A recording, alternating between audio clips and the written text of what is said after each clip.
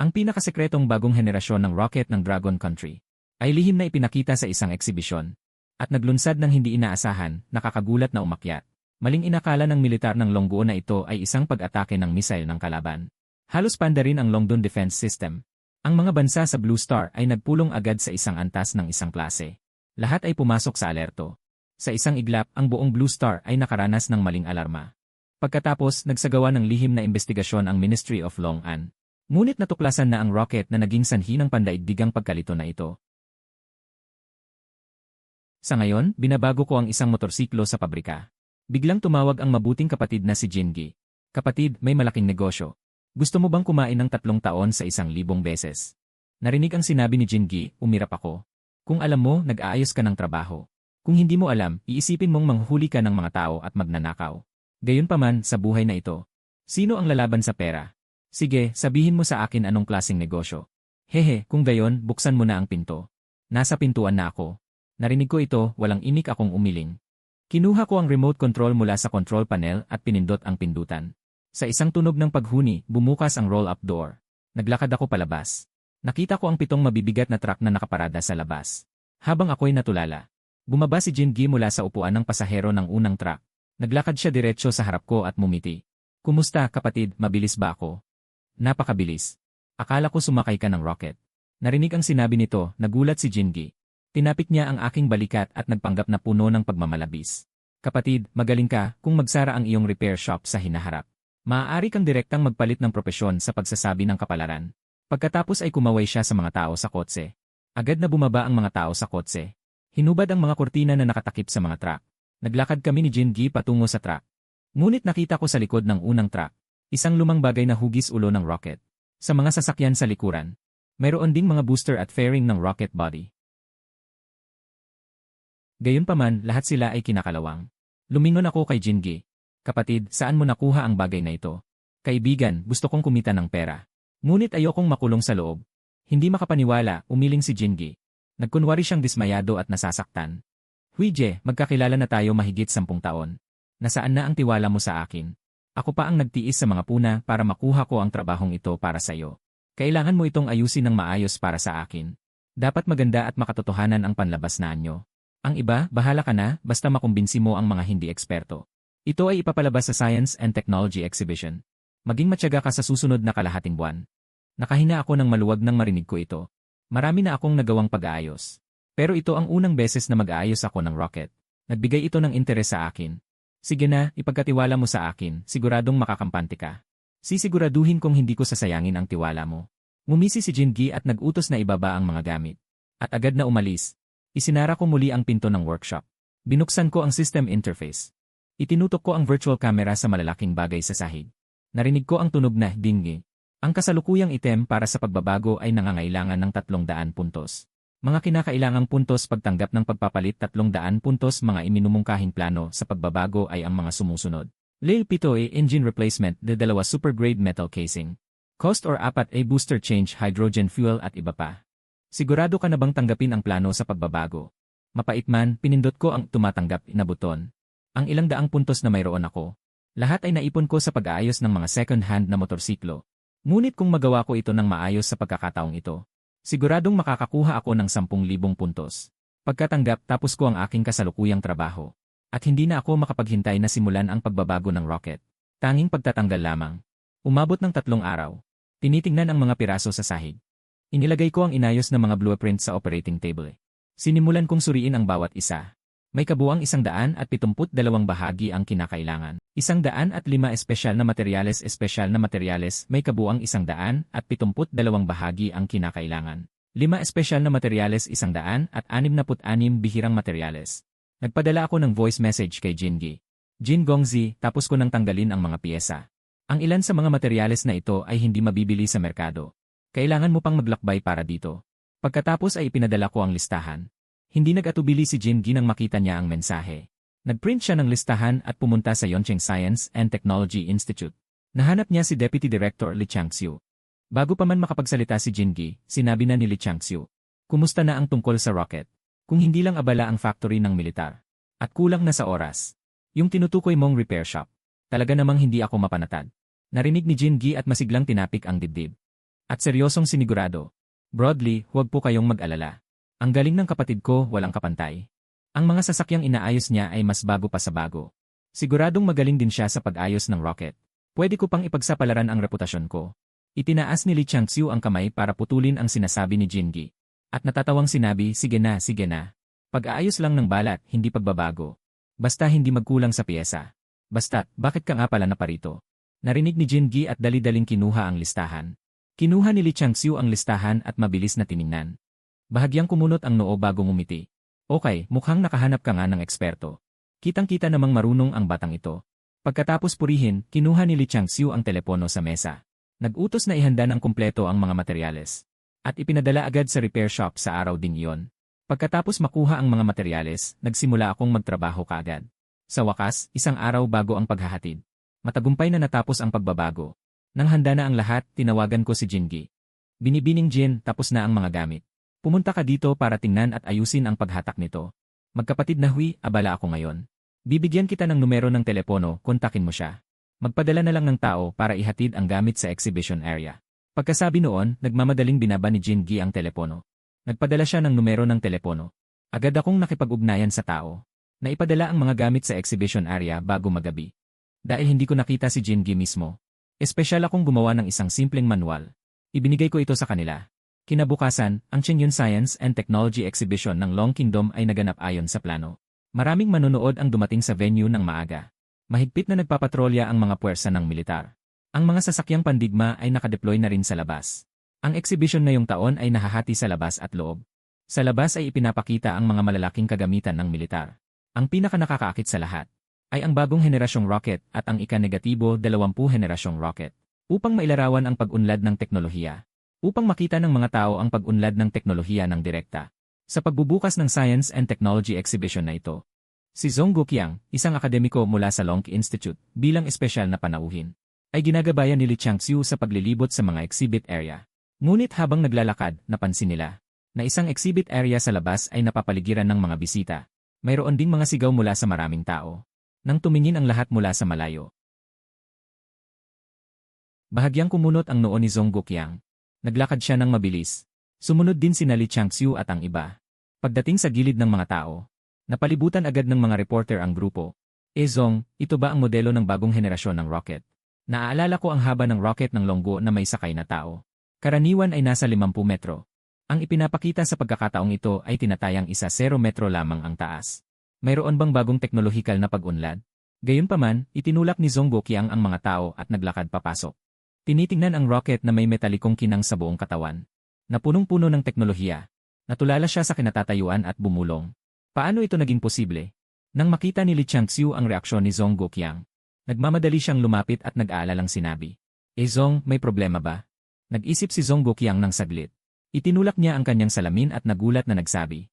Ang hitsura ng rocket na ito ay katulad ng bagong henerasyon ng rocket na may sakay na tao na aming pinag-aralan. Gayunpaman, sa napakaliit na laki nito. Hindi dapat ito makapaglakbay sa vacuum. Modelong inihanda ninyo ba ito? Hindi ba sinabi na ihahambing ito sa isang henerasyon ng rocket? Medyo nalilito na rin si Li Changxiu. Sa pag-akalang ang rocket na ipapakita sa exhibit na ito, tulad ng sinabi ni Zhong Guoqiang, isa ay mga bahagi mula sa ika-20 henerasyon ng rocket pagkatapos i-disassemble. Isa ay naayos na unang henerasyon ng rocket. At ang mga bahagi ng ika-20 henerasyon ng rocket ay ipinapakita sa tabi. Kung gayon, saan nanggaling ang rocket na ito sa harap nila? Nasaan ang naayos na unang henerasyon ng rocket? Hinahanap niya si Jingi sa paligid. Nakita niyang tumatakbo si Jingi na parang hinahabol ng apoy. Sa kasalukuyan, si Jingi ay halos mawalan na ng bait. Nakita niya kanina na may problema ang rocket. Agad niyang kinontak ang mga tauhan na responsable sa transportasyon kahapon. Matapos ma-verify, ang rocket na biglang lumitaw. Ang rocket na biglang lumitaw. Ito ang isang bagong henerasyong rocket na inayos. Tumakbo siya papalapit kay Li Changxiu dala ang manual. Habang hinal na hinal. Tatandali, ito na ang unang henerasyong rocket na binalik sa dating ayos. Habang sinasabi ito, inabot ang manual kay Li Changxiu. Napatingin si Li Changxiu pababa. Nakita niyang nakasulat doon ang mga paalala ng walang pinipiling paraan. Mayroon ding ilang mga pangunahing kagamitan. Lumapit din si Zhong Guoqiang nang makita ang sitwasyon. Pagkakita sa mga nakasulat, agad siyang nabigla. Sistemang nagpapalit ng oxygen, artipisyal na grabidad, Li-7I na makina. Paano ito naging posible? Pinigilan niya ang kanyang pagka-excite at tumingin kay Jingi. Saan nanggaling ang bagay na ito? Napakamot sa ulo si Jingi. Medyo nahihiyang ipinaliwanag. Binigay ito ng kapatid ko. Siya ang nagayos ng rocket na ito. Malamang biro lang. Nang marinig yon, may lumitaw na lungkot sa mukha ni Zhong Guoqiang. Pagkatapos ay napatawa na lang siya. Paano magiging totoo ang ganitong bagay? Napakalabo na talaga ng kanyang isipan. Narinig ni Li Changxiu ang sinabi ni Jingi. Habang nakatalikod, tumingin siya kay Jingi at pagalit na pinagsabihan. Anong ginagawa mo? Dinadala mo pa ang ganitong bagay kay Tatandang Zong. Yumuko sa kahihiyan si Jingi. Pinagsama-sama niya ang manual at isinilid sa bulsa. Hindi maintindihan ng mga nagkukumpulang reporter. Habang nakatingin sa reaksyon ni Zhong Guoqiang at iba pa, muling inusog ang mikropono. Tatandang Zong, Tatandang Li, modelo ba ito o hindi? Maaari mo ba kaming bigyan ng paliwanag? Ang disenyo ng rocket na ito, malayo sa mga nakaraang rocket. Kung gayon, napabuti din ba ang pagganap nito? Nakaramdam ng bahagyang hiya si Li Changxiu. Paano niya ito ipapaliwanag? Ito ang unang beses na nakita niya ang rocket na ito. At ang focus ng exhibition na ito, dapat ay ang pagpapakita ng mga piyesa ng 20 henerasyong rocket. Ngunit ngayon ang lahat ng atensyon ay nasa unang henerasyong rocket na ito na binalik sa dating ayos. Gayunpaman, talagang kapansin-pansin ang rocket na ito. Kung maipapahayag ng maayos, isa rin itong magandang balita. Habang iniisip ito, nagbilin siya kay Jingi. Maliit na Jin, buksan mo ang pinto ng kompartimento. Tingnan natin ang nasa loob. Mamaya, maaaring ayusin na kumuha ng mga larawan sa loob ng kompartimento. Ipinakalat sa internet para sa promo. Pagkatapos may paliwanag ang mga bagay. Dahil abala si Li Changxiu sa iba pang gawain para sa exhibit, agad siyang umalis. Pero hindi nagmadali si Zhong Guoqiang na umalis. Interesado siya ngayon sa rocket na nasa harapan niya. Hindi nagtagal, dumating si Jingi sa harap ng pinto ng rocket. Pagkatapos pindutin ang ilang buton sa pinto ayon sa manual. Narinig ang tunog na beep at dahan-dahang bumukas ang pinto. Sa likod ng pinto ay may hagdanan. Sa ilalim ng tingin ng lahat, sina Jingi at Zhong Guoqiang. Tumapak sa hagdanan at pumasok sa loob ng rocket. Sa daan, tiningnan ni Zhong Guoqiang ang mga kagamitan sa loob ng rocket. Habang tumatindi ang kanyang pagka-excite. Paano pa ito mukhang lumang rocket? Maging ang disenyo ng ilang bahagi nito ay mas advanced pa kaysa sa kanilang inakala. Talagang magagamit ito bilang referensya para sa bagong henerasyon ng rocket. Hindi niya talaga inasahan na ang kasalukuyang pag-modify ay aabot sa ganitong antas. Tila siya na ang tumanda at naging mangmang. Nagpunta ang dalawa sa sentro ng pagpapagana. Hindi naman kalakihan ang bahaging ito. Sa gitna ay ang control panel at ang central screen. Lumapit si Zhong Guoqiang para suriin ng mabuti. Matapos makita ang detalyadong pagkakagawa sa paligid ng pagpapagana, hindi niya napigilan ang pagbuntong hininga. Sana totohanin ito. Sabi niya habang dinadampian ang pulang buton sa gitna. Ngunit sa sandaling pinindot niya ito, biglang may narinig na boom, nyanig ang loob ng rocket. Kasabay nito, ang mga tao sa labas na nanonood ay nagulat din sa malakas na ingay. Pagkatapos ay nakita nila. Natulala ang lahat. Ano ang nangyayari? Bakit nagsimula ang rocket? Nakakatakot talaga. Hindi kaya delikado? Hindi, ano ba ang iniisip nyo? Kahit hindi nyo pa nakita ang pagpapagana ng rocket ng personal. Dapat napapanood nyo na sa telebisyon, di ba? Mas nakakagulat ang ingay at ang eksena doon. Kung talagang nagsimula, aabot iyan ng ilang libong degrees. Hindi kayo hahayaang lumapit ng ganito. Malamang ito ay isang espesyal na palabas. Nang marinig ang sabi ng isang tao, mas kumalma ang mga tao sa eksena. Ngunit habang tinitingnan ang himpapawid na nababaluktot sa paligid ng apoy, may ilang tao sa gitna ng karamihan ang otomatikong umatras. Samantala, ang mga sundalong nagpapatrolya. Nataranta agad ang mga pulis nang makita ang pagbabago sa rocket. Alam nila ang proseso. Alam nilang hindi ito special effects show. Agad na nagbantay at nagsimulang magpa-evacuate ng mga tao. Sa kabilang banda, sa isang conference room sa loob ng science exhibit, nagsasagawa ng meeting si Li Changxiu sa mga pinuno ng bawat lugar, upang matiyak na maayos na maisasagawa ang mga susunod na proseso, upang maiwasan ang anumang maling pangyayari muli. Ngunit sa sandaling ito, ang pinto ng conference room ay biglang marahas na itinulak. Ang tao na dumating ay puno ng pagmamadali sa mukha. Laoli, hindi maganda. Ang rocket sa rocket exhibition area ay biglang umilaw. Napa-evacuate na namin ang mga manonood. Ngunit ngayon ay magulo na ang buong science exhibit. Nang marinig ito, natulala agad si Li Changxiu. Hindi ba't ang rocket na yon ay isang binagong modelo? Paano ito biglang umandar? Ngunit ngayon ay hindi na ito iniisip ni Li Changxiu. Agad siyang tumawag kay Jingi. Xiao Jin, ano ang nangyayari? Paano biglang umandar ang modelong maayos naman? Si Jingi sa kabilang linya ay natataranta rin. Sinabi niya na parang binubuhos na beans mula sa bamboo tube. Laoli, hindi ko rin alam kung ano ang nangyayari. Kanina lang, aksidente naming napindot ni Lao Zong ang isang buton.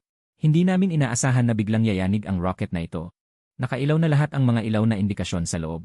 Nang marinig ni Li Changxiu ang balita ay tila nabagyo siya ng kidlat. Ang mga lumang rocket ay talagang mga basurang hindi na magagamit. Kahit gaano pa ito baguhin, hindi dapat ito magsisimula. Habang nag-iisip si Li Changxiu, narinig ang boses ni Zhong Guoqiang mula sa kabilang linya. Laoli, ako ang aksidenteng nakapindot sa start button. Hindi ko alam kung ano ang nangyayari sa rocket na ito. Kausapin mo agad ang mga tao mula sa Department of Spaceflight. Dagdag pa, ay lockdown agad ang lugar. Naisa nang magsabay ni Li Changxiu nang sasabihin. Bigla niyang narinig ang nag-aalalang tinig ni Jin Gi sa kabilang linya. Aalis na ang rocket ni Zhong Lao. Hindi ko alam kung paano ito papatayin.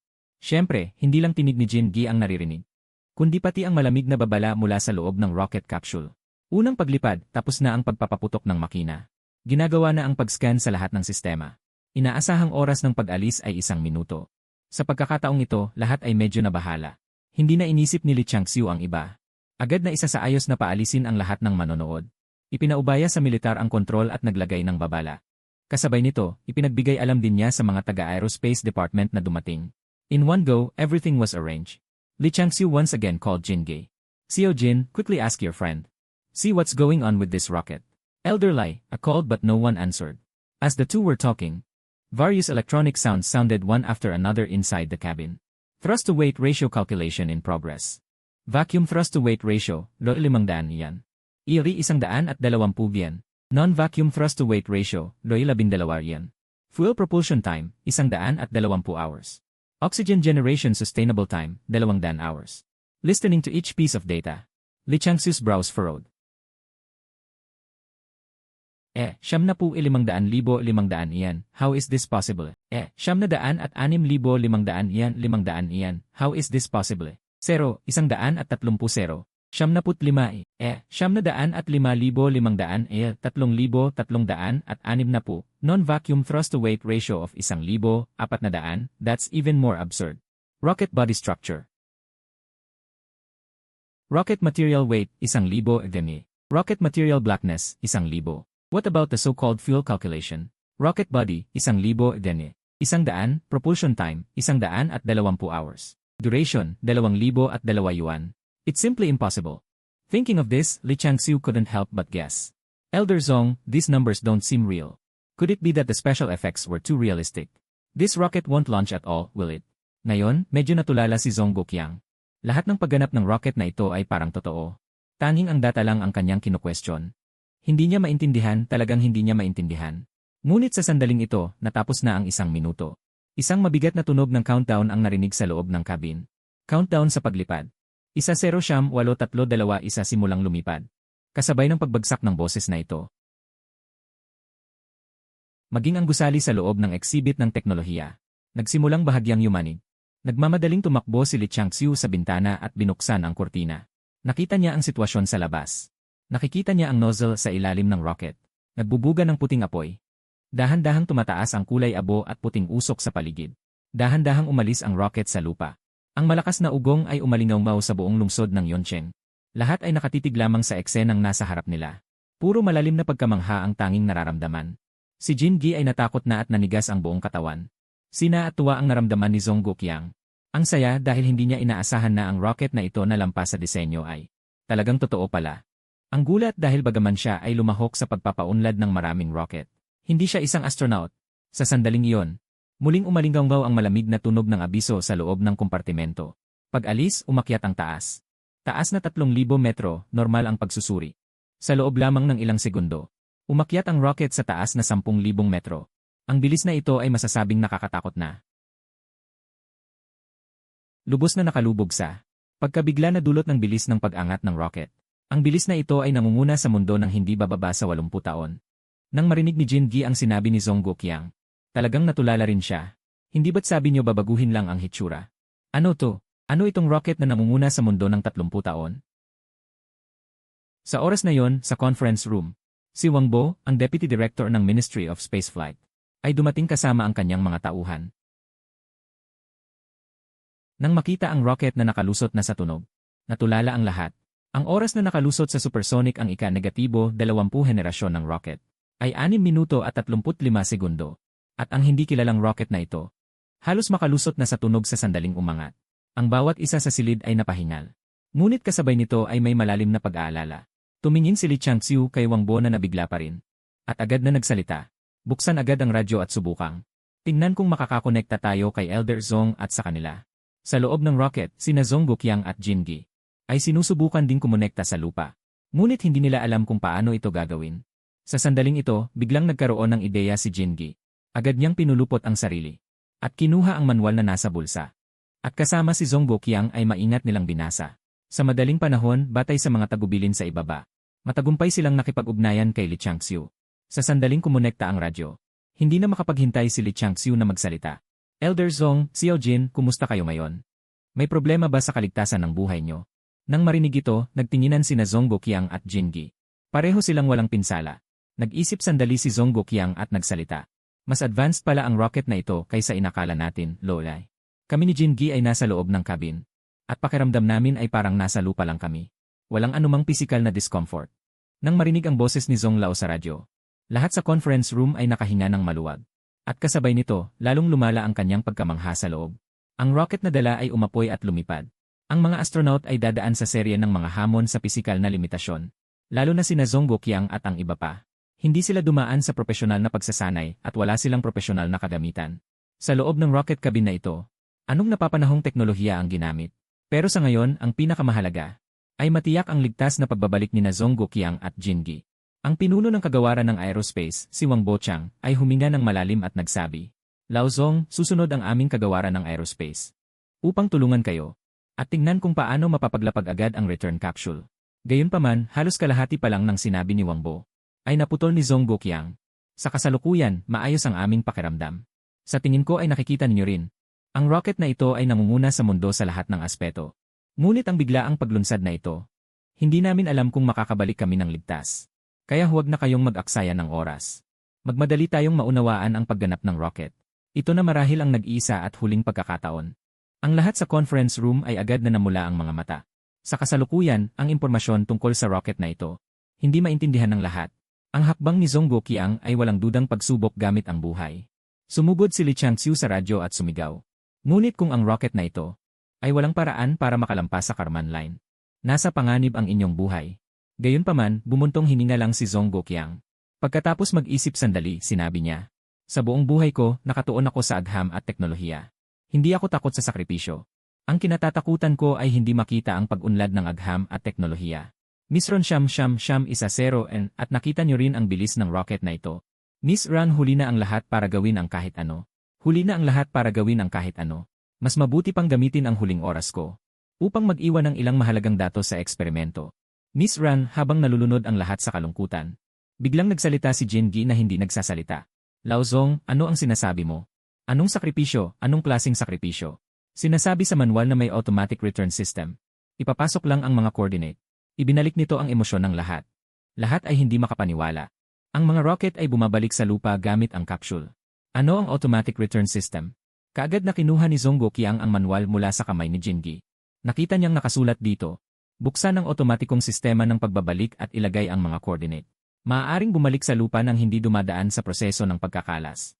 Maaaring patakbuhin anumang oras. Nanlaki ang mga mata ni Zong Guoqiang sa kawalan ng paniniwala. Madali lang ang paglipad ng rocket. Ngunit ang bilis at alitan sa paglapag ay mas malaki kaysa sa pag-akyat. Kung hindi ito kakalas. Sa bigat ng rocket, hindi nito makokontrol ang bilis.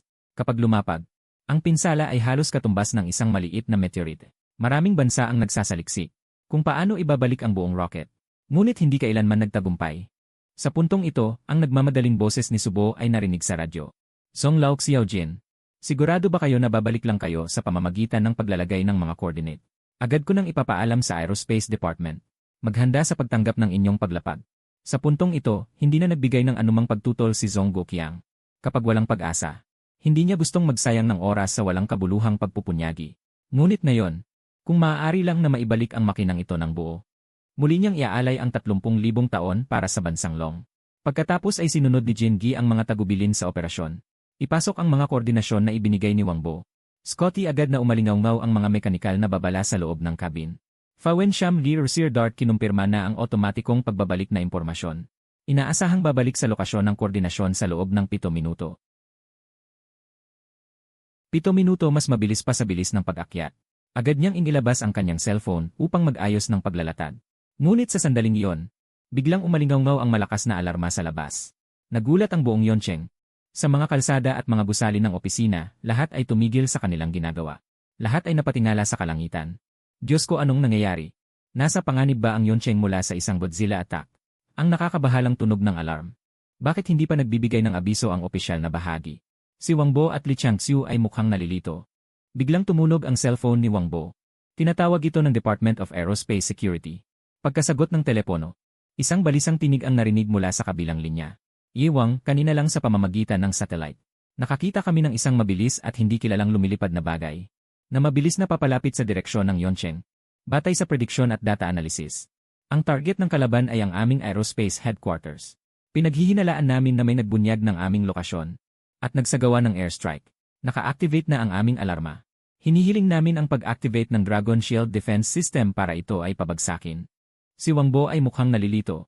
Paano naman ganito kabilis ang pagdating ng kaaway? Pagkatapos nilang i-report ang coordinates, nakaranas sila ng pag-atake. Baka naman na-leak ang impormasyon. Si Li Changxiu sa tabi ay tumingin sa radyo.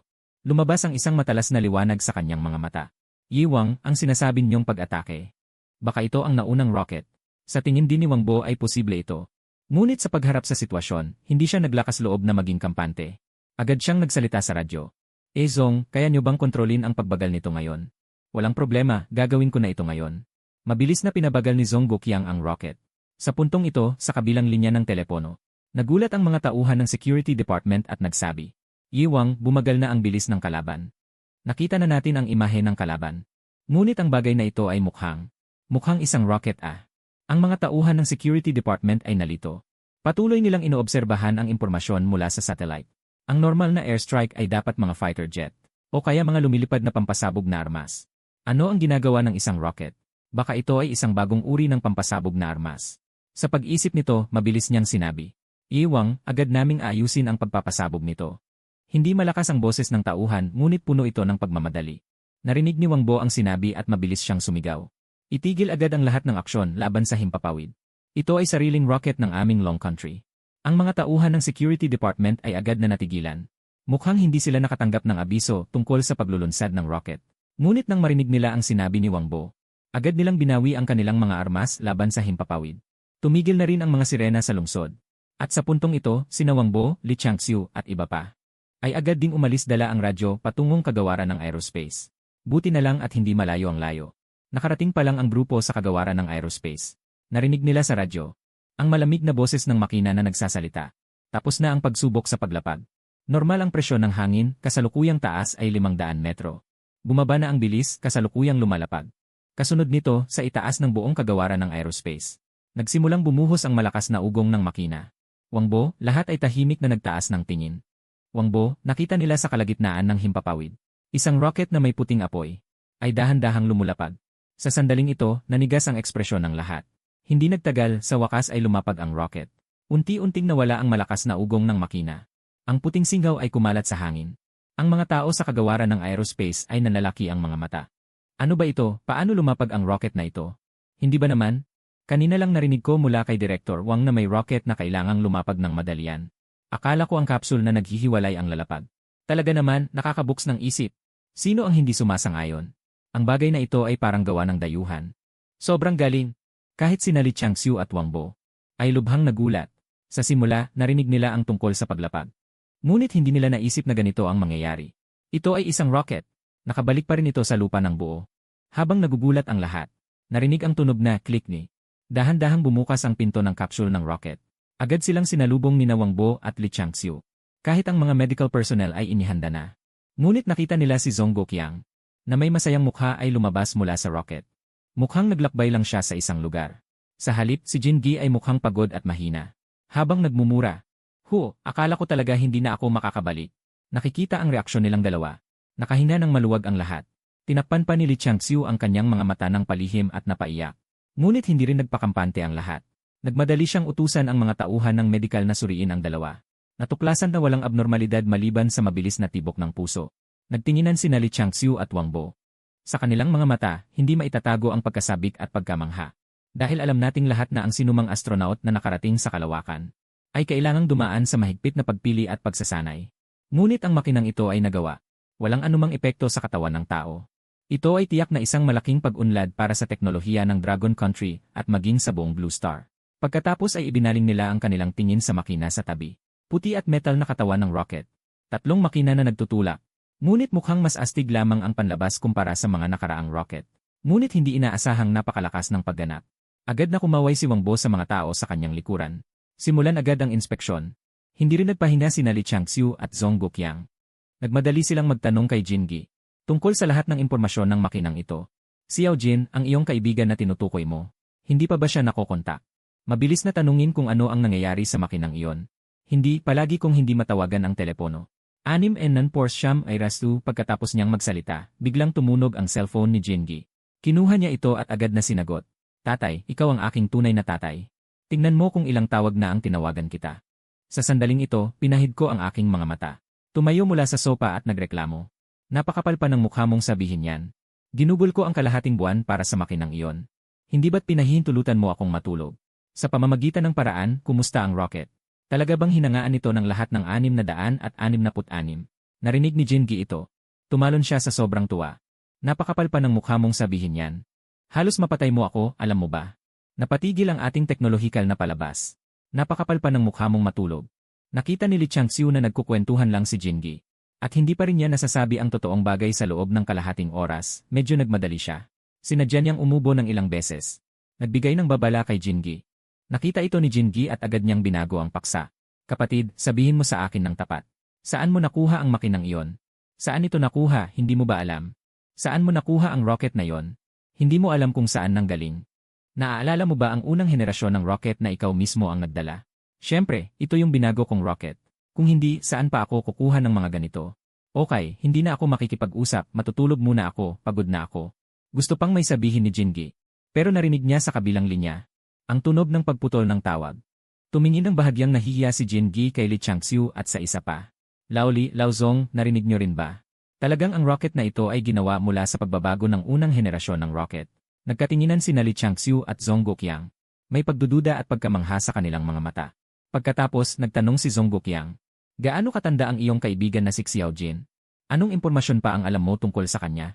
Sigurado ka bang siya lang mag-isa ang nagbago ng rocket na ito? Magkakilala na kami mula pa noong bata kami. Simulat sa pool, ang batang iyon ay isang henyo. Lagi siyang numero 1 sa bawat pagsusulit. Noong siya ay nasa mababang paaralan pa lang, tinutulungan na niya ang kanyang ama sa pag-aayos ng kotse. Mas mahusay pa siyang mag-ayos kaysa sa kanyang ama. Dahil lang sa may nangyaring aksidente sa kanilang pamilya. Hindi na siya nakapagkolehiyo. At ipinagpatuloy na niya ang repair shop ng kanilang pamilya. Nakinig sina Li Changxiu at Zhong Guoqiang. Talagang isang walang kapantay na henyo ang taong ito. Nagsalita si Zhong Guoqiang na nasasabi. Xiao Jin, ang iyong kaibigang kalokohan. Maaari mo ba kaming ipakilala sa kanya? Mayroon akong ilang tanong tungkol sa rocket na ito, na gusto kong itanong sa kanya. Walang problema, siya ang aking pinakamalapit na kaibigan. Mayroon akong ganitong mukha. Paulit-ulit na tiniyak ni Jingi habang ipinapalo niya ang kanyang dibdib. At the same time, the staff inspecting the rocket also had discovery. Minister Wang, this rocket's body should be made of a special metal. Some elements could not be detected. Wen Lu said, it should be new type of synthetic material. And its most hardness has reached level is a 0. It should possibly be higher. Upon hearing this, Wang Bo's breathing quickened. He pondered for a moment and said, everyone stop your work for now. Immediately notify the superior department. The entire Ministry of Aerospace is on level ISA alert. Meanwhile, on the internet, topics about the technology exhibition rocket launch have also topped the hot lists of major platforms. Marami pa rin kasing nakakita sa paglipad ng rocket. Naging video pa nga ito at kumalat online. Imposibleng itago. Lahat ng netizens ay nagtatanong kung ito ba ay bagong henerasyong rocket ng Long Country na nauna nang lumabas. Ngunit agad namang lumabas ang opisyal at sinabing, ito ay bahagi lamang ng isang palabas para sa Science and Technology Exhibition. At ang rocket na yon ay maliit na launcher lamang na may naka-install na engine dahil sa pagkakamali ng operator. Kaya agad itong lumipad at nagdulot ng takot sa publiko. Matapos lumabas ang opisyal, unti-unting humupa ang usap-usapan online. Samantala, sa repair shop, nang magising ako ay tanghali na. Naghahanda na akong buksan ang system para tingnan ang mga upgrade points ng rocket modification. Tumawag na naman si Jingi. May gustong makipagkita sa iyo mula sa Science and Technology Institute. Bigyan mo naman ng pabor ang kapatid mo. Pakiusap na yayain kitang kumain. Sige, puntahan mo na lang ako. Nang sumang-ayon akong mabilis. Si Jingi ay walang tigil sa pagtawag sa akin na tatay at ninong. At sinabi pang luluhod siya sa harap ko. Sa totoo lang, noong binabago pa ang rocket, nahulaan ko na, hindi magiging interesado ang mga taga-Science and Technology Institute. Hindi nagtagal. 10 isyam ang pumasok na parang matinding pulutong. Papunta sa county na nasa ilalim ng lungsod. Huminto ang convoy sa harap ng repair shop. Nagtinginan ang mga tao sa daan. Nagulat ako at napahawak sa noo. Jin Gongzi, kakain lang naman tayo. Kailangan ba ng ganito kalaking pagtitipon? Nakatingin si Jingi sa likod na convoy. Nakatuwa ang kanyang ngiti. Sino pa nga ba ang sasang-ayon? Sa tingin ko rin ay hindi na kailangan. Ngunit sinabi sa akin na isa ka na ngayong pambansang yaman. Kailangan mong protektahan ang iyong kaligtasan. Pagkatapos, kasama ni Jingi, pumunta kami sa Ministry of Aeronautics and Astronautics. Matapos kumain, bumalik ang mga tao sa conference room. Bahagyang nagtanong si Wang Bo ng may pag-aalangan. Kamadre Lin Hui, maaari ba nating i-decode ang impormasyon tungkol sa rocket na yon? Marami kaming katanungan tungkol sa rocket. At umaasa kaming humingi ng payo sa iyo. Habang ginagawa ang pag-decode, napatulala ako sandali. Bahagyang nahirapang magsalita. Ito, bago ko pa matapos ang sasabihin ko. Hindi na makapaghintay si Wang Bo na magtanong. Mayroon bang anumang lihim na teknolohiya? Hindi dahil dyan, kundi dahil pakiramdam ko ay hindi nyo ito mabubuksan. Narinig ko ang sinabi ko. Natigilan sandali si Wang Bo at ang iba pa. Kasunod ay sumagot sila na tumatawa. Kamradang Lin Hui, hindi mo kailangang mag-alala. Mayroon tayong pinaka-advanced na teknolohiya ng Longgo. Hindi mahirap buksan. Ito ay dahil ikaw ang nagbago ng rocket na ito. Kaya gusto naming makuha ang iyong pahintulot. Narinig ko ang sinabi ni Wang Bo at wala na akong masasabi. Agad akong pumayag. Kasunod ay masayang lumabas si Wang Bo. Masiglang sumunod din si Li Changxiu. Tanging si Zhong Guoqiang lamang ang nanatili sa silid pulungan. Upang talakayin ang ilang kaalaman sa agham at teknolohiya kasama ko. Sa plaza sa labas ng kagawaran ng aerospace. Nagsimula ng kumilos ang lahat matapos matanggap ang abiso ni Wang Bo. Ngunit makalipas ang ilang sandali lamang, may isang taong puno ng pag-aalala na lumapit. Direktor Wang, ang laki ng makinang ito. Kalahati ng laki ng makina ng rocket ng Longgo na henerasyon 20. At hindi namin mabuksan ang pinakamataas na lakas ng makina. Hindi rin namin ito mabuwag. Ang koneksyon ng makinang ito ay may espesyal na metal. Parehong pagkakapareho ng density at tigas. Ibig sabihin, walang pagkakataon na mabuwag ang bahagi ng makina. Hindi kilalang parameter ng henerasyon, walang pagkakataon na mabuwag ang bahagi ng makina. Hindi mabuwag. Kasunod ay sumunod ang iba pang mga tauhan. Lumapit din sila. Director Wang, may problema rin sa control console. Director Wang, may problema rin sa launch area. Naging seryoso ang mukha ni Wang Bo. Ang rocket na ito ay higit na mas maaga kaysa sa kanilang inaasahan. Kaya nitong gawing isa ang mga bahagi nito. Walang bahagi na maaaring buwagin. Hindi masukat ang pagkamangha ni Wang Bo. Mabilis siyang bumalik sa silid pulungan. Kamradang Lin Hui, labis akong naging kumpiyansa noon. Talagang wala kaming kakayahan. Nabuksan ang rocket na iyong binago. Maaari ba akong humingi ng payo sa iyo? Anong metal kaya ang ginamit sa katawan ng rocket? I smiled slightly. I didn't intend to hide it, so I said directly. This is a new type of metal synthesized. I call it beta metal. Using L2 special metal as the base material. However, Wang Bo was dumbfounded. He said awkwardly, Comrade Lin Hui, but this is impossible. These three materials cannot fuse at all. Sigurado ka bang tama ang sinasabi mo? Hindi na ako nagbigay ng dagdag na paliwanag. Bagkus ay kinuha ko ang papel at panulat mula sa mesa at nagsimulang magsulat. Pagkalipas ng 10 minuto, ang nasa papel ay puno ng iba't ibang mga formula. Ibinigay ko ang papel kay Wang Bo. Agad itong kinuha ni Wang Bo at maingat na tiningnan. Ngunit habang nakatingin, nagsalubong ang kanyang kilay. Nag-angat siya ng tingin at nahihiyang nagsabi, Iyong, may ilang bahagi dyan na hindi ko maintindihan. Elder Zong, maaari mo bang tingnan? Kinuha ni Zhong Guoqiang ang papel at seryosong binasa. Nagningning ang kanyang mga mata. Talagang henyo ang pag-iisip na ito.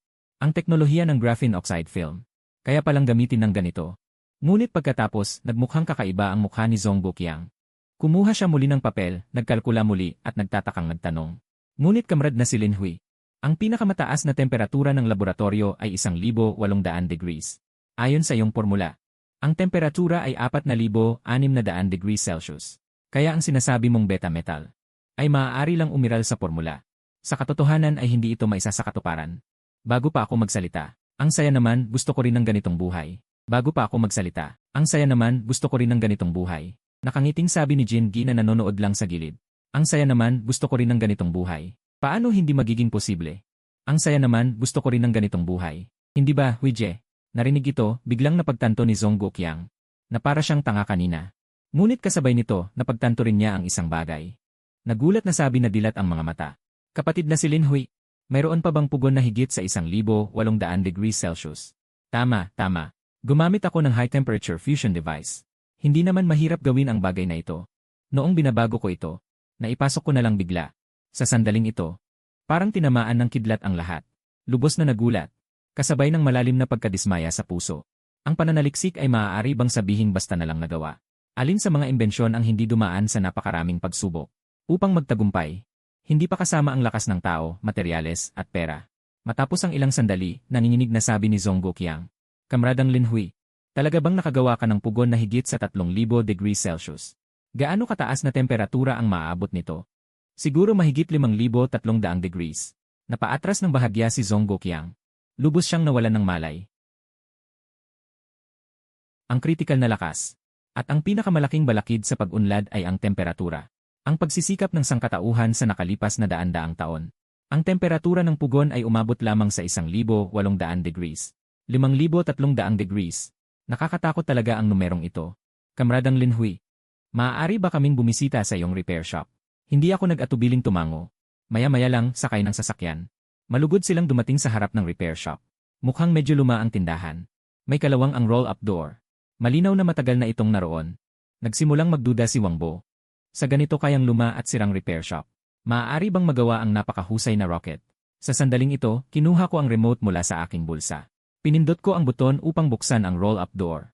Pagpasok sa kanila sa loob, sinabi ko, magliligpit lang ako ng gamit. Tumingin-tingin lang kayo muna at huwag hawakan ang kahit ano. Tumango ang lahat at pumasok sa loob. Makikita na maayos na nakalagay ang iba't ibang makina. Lahat ng piyesa ay kumpleto. May ilang instrumento na makikita lamang sa mga profesional na laboratorio.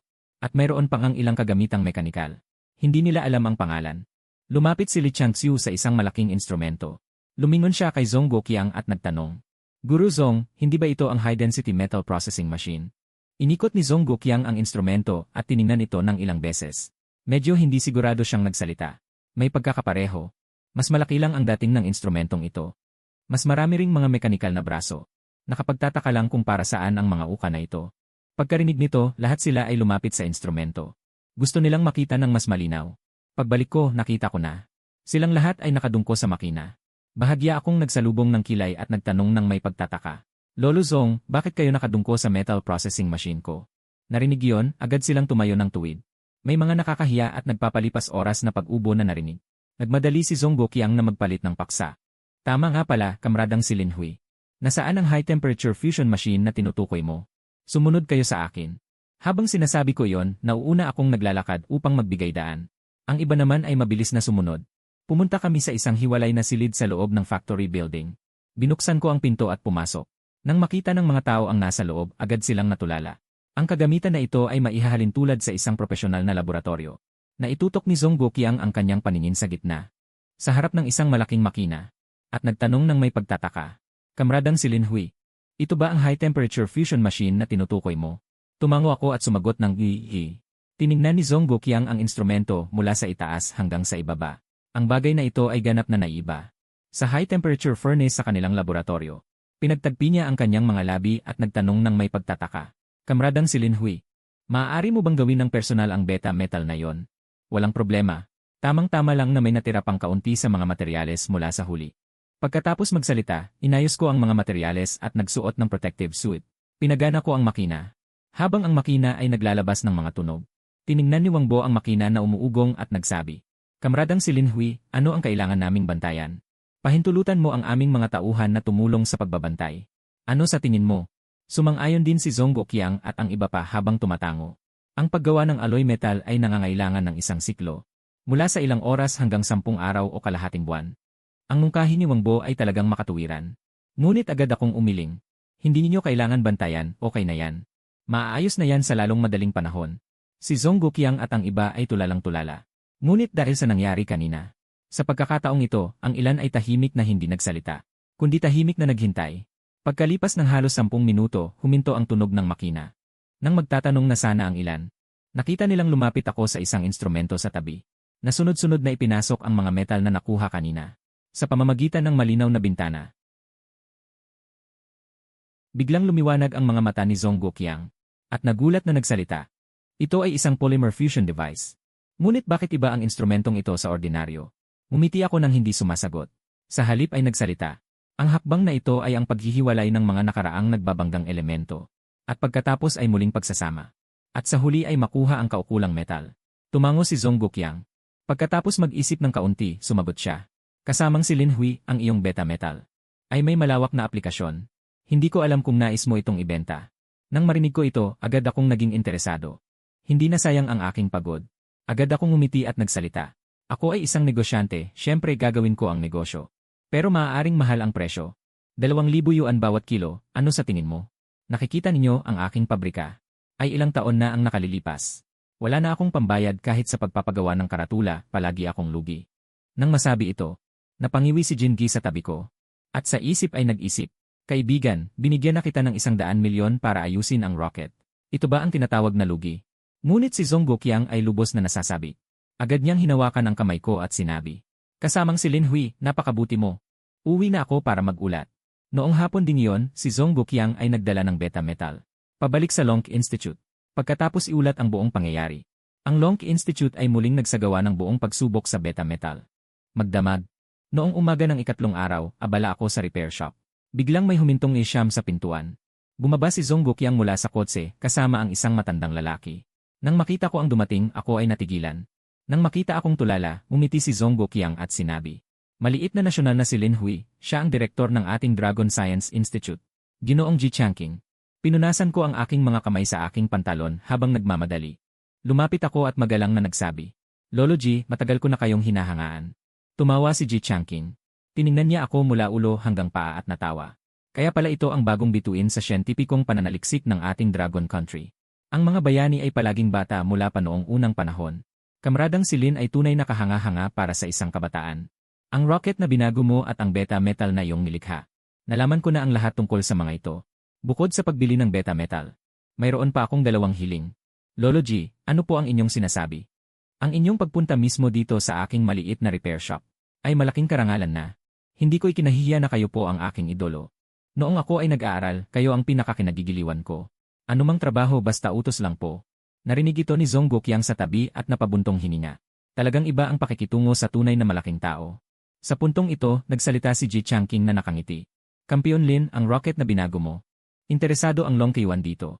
Kaya gusto naming makipag-usap sa iyo tungkol sa teknikal na kooperasyon. Hindi ako nagmadaling sumagot. Sa halip, bumaling ako at kumuha mula sa isang file cabinet. Isang makapal na tumpok ng mga dokumento na nagsasabing, Elder Jai, ito ang lahat ng mga blueprint para sa pagbabago ng rocket. Kabilang dito ang high-temperature fusion device. At ang mga blueprint ng quantum fusion machine. Ang mga bagay na ito ay walang bayad kung inaalay sa Long Country. Nagtakada ng bahagya sina Ji Changqing at Zhong Guoqiang. Hindi nila inaasahan na gagawin ko ito. Lalo na si Zhong Guoqiang ay hindi maintindihan. Bakit ang taong umiiyak na nagdarahop ilang araw lang ang nakalipas? Biglang gagawa ng ganitong hakbang. Nakikita ang kanilang hindi maintindihang tingin, ipinaliwanag ko ng nakangiti. Elder Jai, noong una ay tinalikuran mo ang magandang pakikitungo sa ibang bansa. At buong tapang kang bumalik sa Long Country. Ngayon, ang mga bagay na ito ay walang bayad kung inaalay. Katulad ng iyong pagnanais noong mga panahong iyon. Para sa kasaganaan ng Long Country. Napaiyak si Ji Changqing. Hindi niya inaasahan na ang kanyang pinili noon. Makakakuha pa rin ng magandang tugon pagkalipas ng 1,000 taon. Makakakuha pa rin ng magandang tugon pagkalipas ng 1,000 taon. Napabuntong hininga si Ji Changqing. Hinaplos ang aking balikat at sinabi. Ang Dragon Country ngayon ay hindi na ang Dragon Country noon. Ang Longgo ngayon ay may sapat na kakayahan. Kaya ang mga materyales na ito, ibibigay ko sa iyo bilang equity sa pamamagitan ng teknikal na kooperasyon. Hindi mo kailangang masyadong ipilit.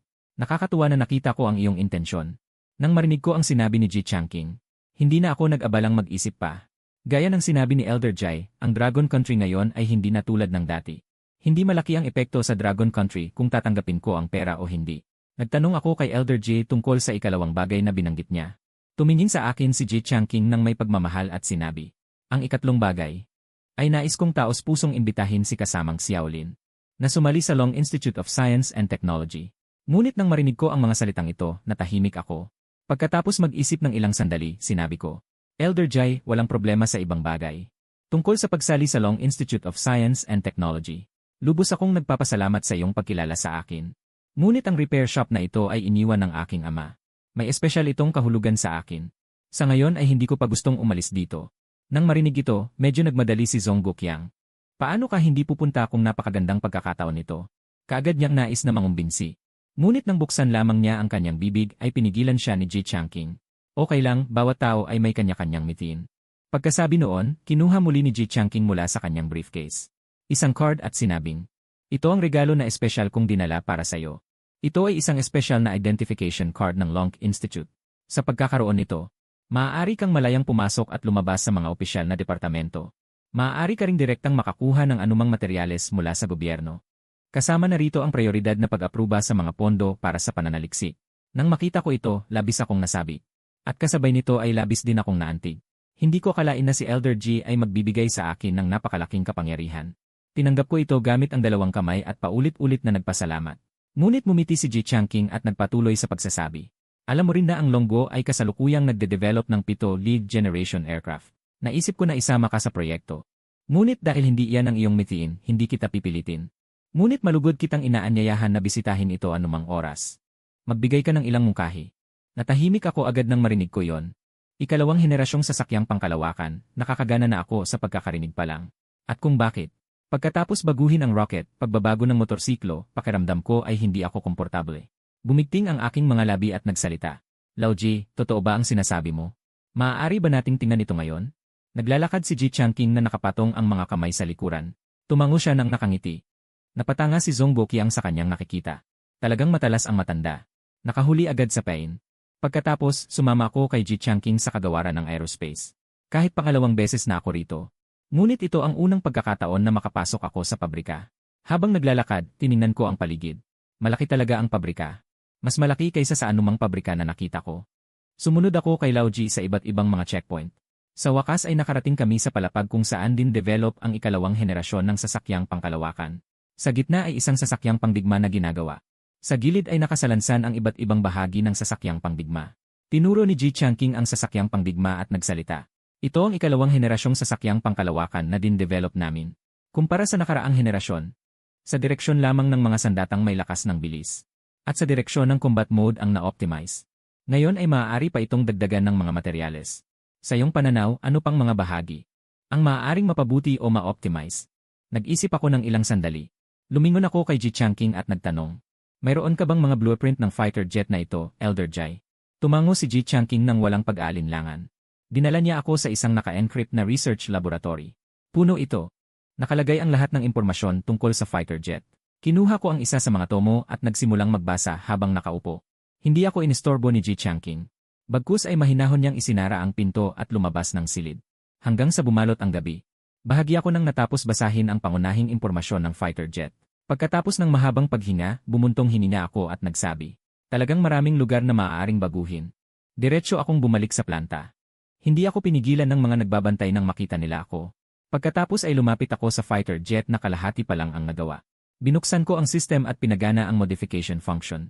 Mabilis na lumabas ang isang serye ng mga impormasyon sa pagbabago. Sa virtual screen sa harap ko. Pagbabago ng sistema ng makina para sa kakayahang Super Cruise ni. Maaaring umabot ang bilis sa Mach 8 tandang bawas 15. Enerhiyang hydrogen, yay na may ganap na pandama sa paligid. Sistema para sa malayuang pagkontrol ng sandatang hypersonic ni. Pagkatapos maayos ang plano ng pagbabago, bumalik ako sa kwartong inihanda para sa akin ni Lolo G. Habang gabi, inayos ko ang plano ng pagbabago at ipinadala ang mga kinakailangang materyales kay Jin Gi bago ako nakatulog. Kinabukasan, diretso akong pumasok sa pabrika. Pinalabas ko ang lahat. Dahil sa utos ni Lolo G noon pa man, walang nagreklamo tungkol dito. Nang dumating si Jin Gi, nakita niya akong nag-iisa na abala sa pabrika. Habang sina Ji Changqing, Zhong Guoqiang at iba pa ay nakatayo sa malayo. Nag-aalangan kung papasok ba para tumulong. Pinigilan sila ni Jin Gi. Lolo G, Lolo Zong, mas mabuti pa na magpahinga kayo. Ganyan siya kapag nagtatrabaho, baliw. Kung hindi, sa kanyang repair shop. Walang kahit isang katulong. Nang marinig ito, wala na silang nagawa kundi sumang-ayon.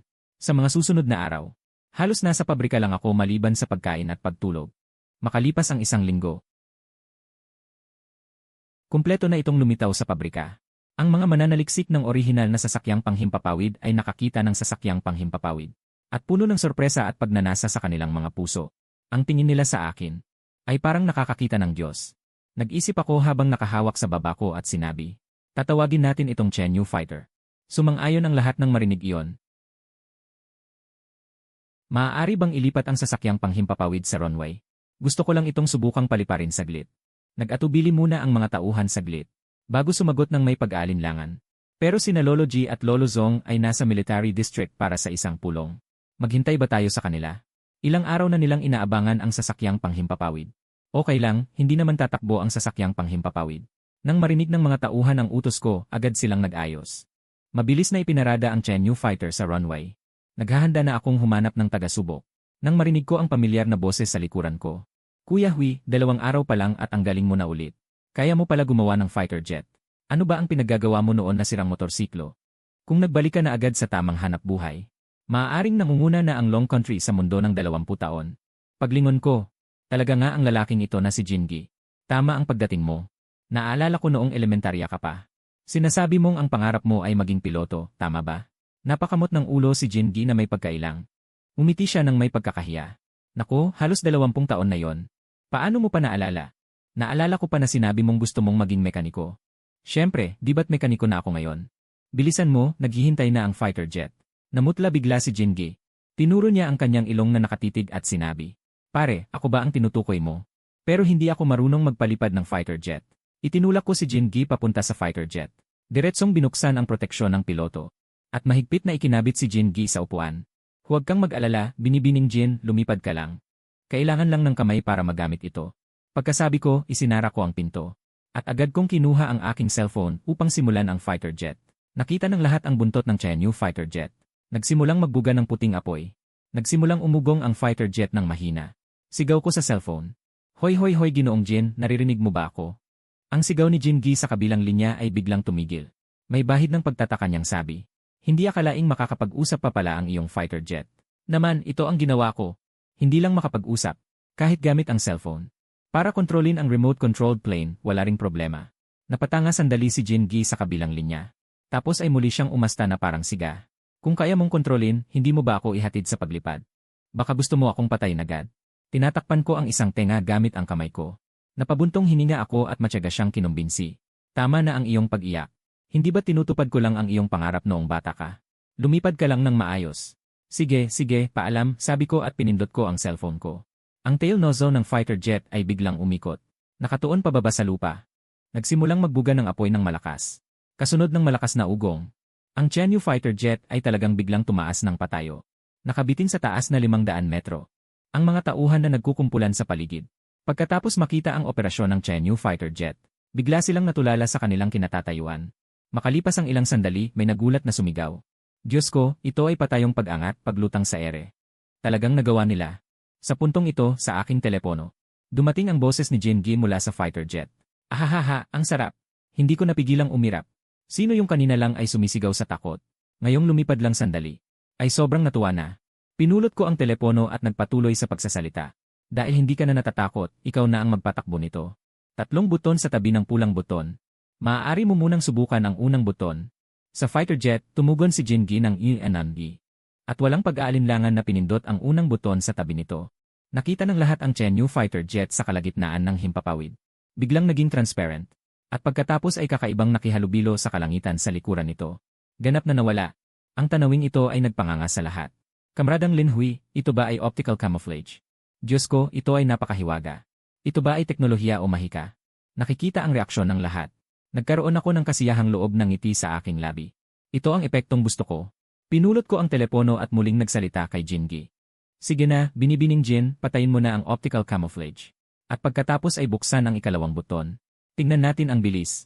Mabilis na nakita ng lahat ang nawawalang Chenyu fighter jet. Muling lumitaw ang orihinal na hugis nito. Habang pinindot ni Jingi ang ikalawang buton. Ang puting apoy sa buntot ng fighter jet. Agad na naging kulay asul na may kadiliman. At naglabas ng ilang match ring sa kalagitnaan ng ere. Sa isang iglap lamang. Nawala na ito sa paningin ng lahat. Tiningnan ko ang mga natulalang tao sa aking tabi at mumiti. Kamusta, maganda ba ang Chenyu fighter jet ko? Ang bilis na ito ay dapat nasa 8 match na. Doon lang nakabawi ang lahat mula sa pagkabigla. Malalim na huminga at sabik na tumingin sa akin. Kuya Hui, ito ay talagang kahanga-hanga. Parang science fiction na pelikula. Naman, kung hindi ko ito nakita mismo na lumipad, siguradong hindi ako maniniwala. Sa paglabas nitong fighter jet, wala nang makakalaban sa buong Blue Star. Si Huije ang aking idolo. Narinig ko ang lahat na tinatawag siyang Huije. Masaya ang aking puso. Ngunit nang marinig ko ang huling pangungusap, bigla akong may naalala. Lumingon ako sa kanila at nagtanong. Sige nga, saan niyo ginagawa ang pagsubok ng armas ng inyong mga fighter jet? Ang pagsubok ng armas ng mga fighter jet ay kailangang gawin sa militar. At kailangan pang mag-ulat ng maaga. Habang nag-uusap ang ilan, biglang tumulog ang aking cellphone. Nakita kong si Zong Guoqiang pala ang tumatawag. Nang masagot ko ang telepono, narinig ko ang nag-aalalang boses ni Zong Guoqiang. Xiaolin, lumilipad ba kayo ng fighter jet? Nakaramdam ako ng kaba sa narinig ko. Nakatuon lang ako sa pagpapakita ng optical stealth kanina. Nakakalimutan kong i-on ang radar stealth. Sa bilis ng Chenyu fighter jet, siguradong lumampas ito sa test flight zone. At nahuli ito ng mga kinaukulan. Nagpatuloy akong humingi ng paumanhin. Paumanhin, Lao Zong. Ang fighter jet ay nagawa na. Ilalabas lang namin ito para subukan ngayon. Baka lumampas lang ito sa test flight zone habang sinusubukan. Nang marinig ang aking paliwanag, malinaw na nakahinga ng maluwag si Zong Guoqiang sa kabilang linya. At pagkatapos ay medyo seryosong sinabi. Masyado kayong pabaya. Agad niyong paliparin ang fighter jet papuntang base militar. Sumama ka rin. Alam mo ba, muntik na kayong makagawa ng gulo. Pagkatapos ibaba ang telepono. Nag-isip ako at sinabi ko sa aking telepono. Binibining Jin, sinabi ng militar na ang fighter jet na ito ay napakahusay na nagawa. Gusto rin nilang makita ito ng personal. Pumunta ka muna doon, susunod ako. Narinig ito ni Jin Gi at agad na natuwa. Ito ay isang pagkakataon para magpakita ng kakayahan. Kaya agad siyang tumawa. Mabuti kang kaibigan. Sa ganitong pagkakataon ay naalala mo pa rin akong tulungan. Hihintayin ko, dadalhin ko na ang fighter jet doon. At tatanggapin ko ang papuri. Pagkatapos ay si Jin Gi ay nagmaneho ng fighter jet papuntang base militar. Sumunod ako sa mga tauhan ng Aerospace Department. At sumakay din sa helicopter.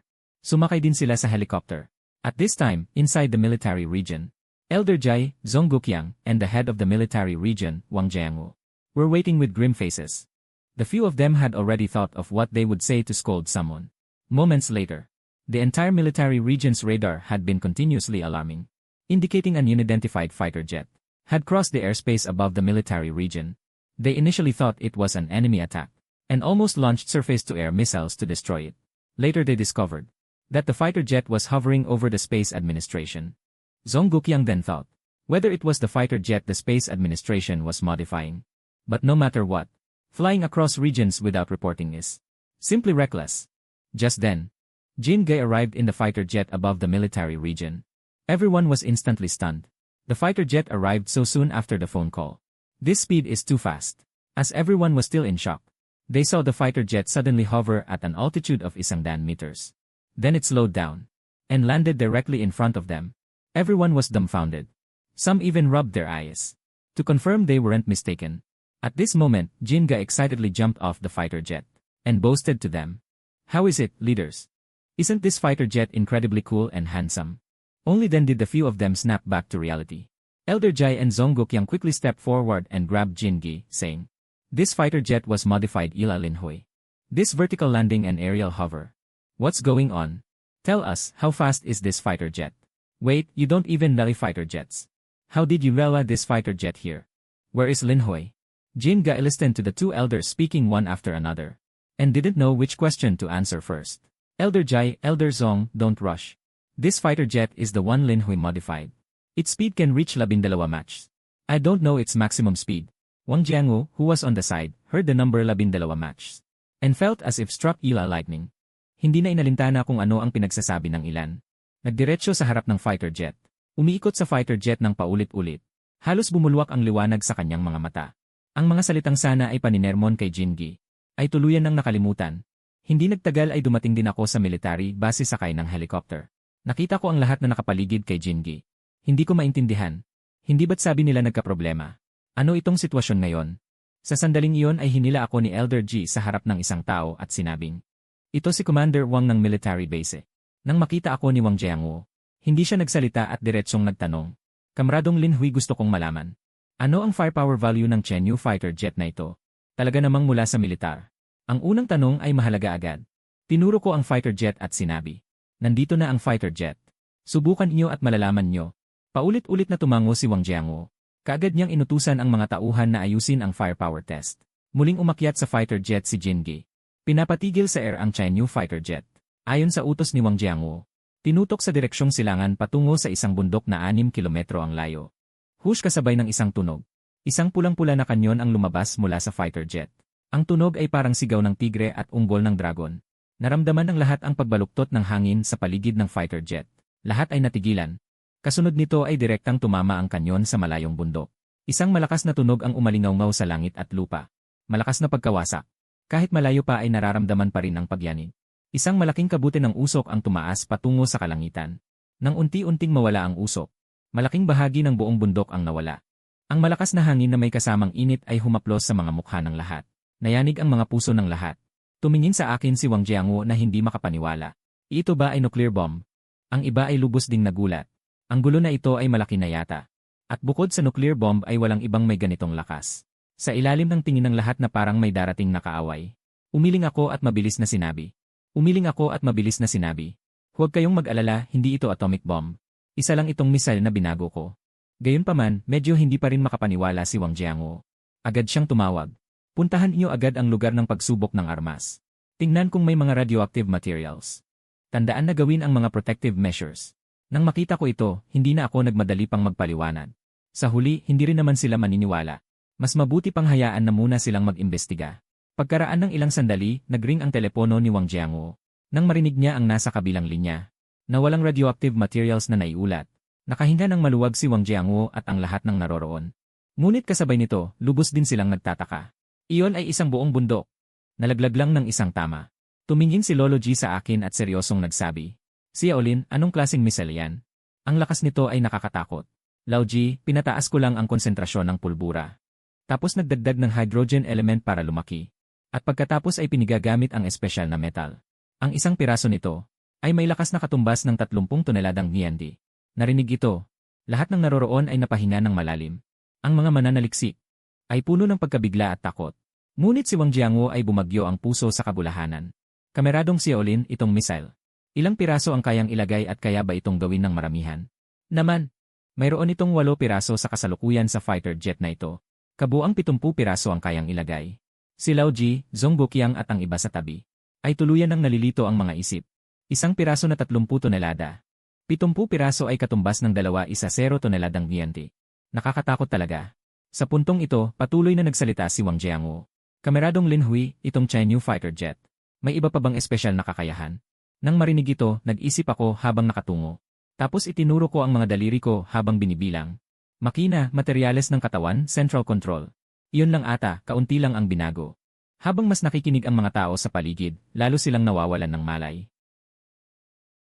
Vertical takeoff at landing, hindi ba yan kasama? Talaga namang naubos mo na lahat. Pagkatapos ng pagkabigla, lahat sila ay tumingin sa akin. Ang sikat ng araw ay may kasamang pagkasabik at pagnanais. Isang super rocket, isang super fighter jet. Sapat na upang yumanig ang buong asul na bituin. Upang mapansin ng buong mundo. At ang batang lalaki sa harap ko ay nasa 20 taong gulang lamang.